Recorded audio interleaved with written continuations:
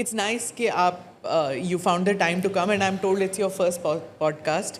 So I'm really looking forward to asking you some political questions क्योंकि चुनाव होने वाले हैं. तो can you tell me a little bit whether your party is prepared to take on this big election machinery of BJP and JDU, और BJP जो है वो I think लगभग तय हो चुका है only our party, the Congress party, never compromised with BJP. हम लोगों ने अपने विचारधारा से कभी भी कॉम्प्रोमाइज़ नहीं किया. बीजेपी और उनकी विचारधारा से हम लोगों ने हमेशा लड़ाई लड़ी है, कभी पीछे नहीं हटे. और ये चुनाव क्या, पिछला चुनाव में भी वी वर फुली रेडी. और आप कह सकती हैं कि 2020 का जो चुनाव था केवल 12,000 वोटों का अंतर था. और वो 12,000 वोटे का अंतर भी कैसे हुआ रात के अंधेरे में, वो बिहार की जनता सब लोग जानते हैं. अभी भी चाहे कोई आए, ये चुनाव जो है एक परिवर्तन का चुनाव होने जा रहा है, बदलाव का चुनाव होने जा रहा है. जो व्यक्ति 2005 में पैदा हुआ, आज वो 20 साल का हो गया है. और इस 20 साल के राज में नीतीश कुमार जी मुख्यमंत्री रहे, 11 साल से नरेंद्र मोदी जी प्रधानमंत्री रहे. फिर भी नीति आयोग की रिपोर्ट में गरीबी में बिहार नंबर 1 है, बेरोजगारी में नंबर 1 है, पलायन सबसे अधिक बिहार में होता है, प्रति व्यक्ति आय सबसे कम बिहार में है, प्रति व्यक्ति निवेश सबसे कम बिहार में है, शिक्षा चिकित्सा में हम फिसड्डी हैं. लॉ एंड ऑर्डर अगर एनसीआरबी के आंकड़े देखें तो लगातार 2005 के बाद से अपराध बढ़े हैं. जब 20 साल नीतीश जी को मौका मिल गया और प्रधानमंत्री जी को जब मौका मिला 11 साल, तो उन्होंने बिहार के लिए कुछ नहीं किया. और प्रधानमंत्री जी whenever he comes to Bihar, या प्रधानमंत्री जी तो किसी भी राज्य में चुनाव होता है उसी राज्य को बोलते हैं कि हम नंबर 1 राज्य बनाएंगे. अब पता नहीं दूसरा नंबर पे कौन रहेगा, तीसरे नंबर पे कौन रहेगा. प्रधानमंत्री जी आते हैं, कहते हैं हम चीनी मिल को शुरू करके इसी चीनी मिल का हम चाय पियेंगे. 11 साल हो गए, वी हैव बीन वेटिंग कि वो चीनी मिल कब चालू होगी और उस चीनी का चाय प्रधानमंत्री जी कब पियेंगे.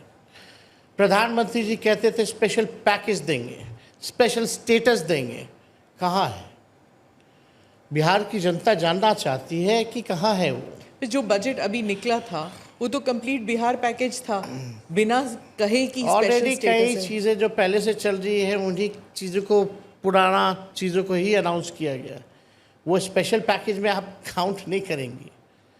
आप बताओ ना, बिहार के ही मंत्री हैं गिरिराज सिंह जी, कैबिनेट मिनिस्टर हैं, कपड़ा मंत्री हैं, टेक्सटाइल की जिम्मेवारी है. 9 टेक्सटाइल पार्क में से एक भी बिहार को क्यों नहीं मिला? या कितने केंद्र में मंत्री हैं बिहार के लिए, केंद्र से बिहार में क्या लेके आए?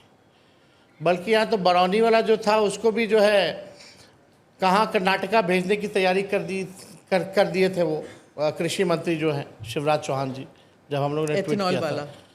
वो कौन सा था वो रिसर्च सेंटर था मक्के का.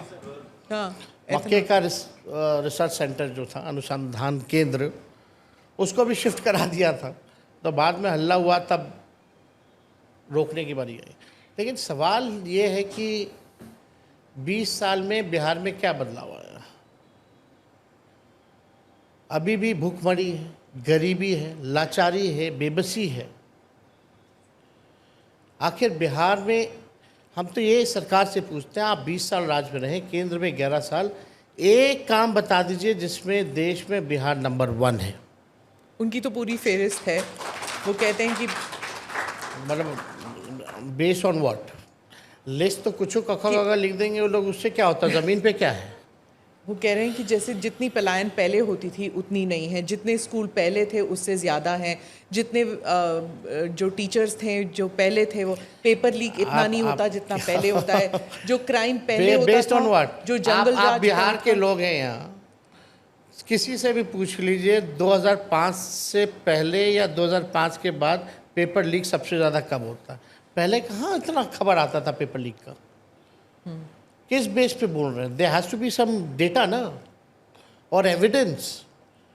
बिहार में कोई भी परीक्षा ऐसी हो जिसमें पेपर लीक ना हुआ हो, ये हमको बता दीजिए।